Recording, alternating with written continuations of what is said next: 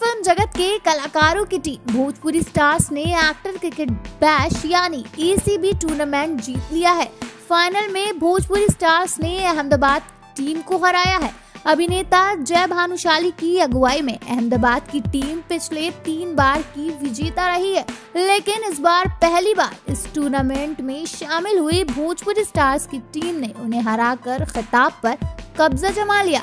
Bhojpuri stars के कप्तान प्रवेश लाल हैं। आइए देखते हैं विनर टीम का वीडियो।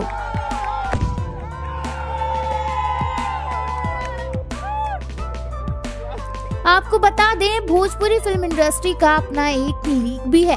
BIPL नाम की ये लीग काफी पॉपुलर है।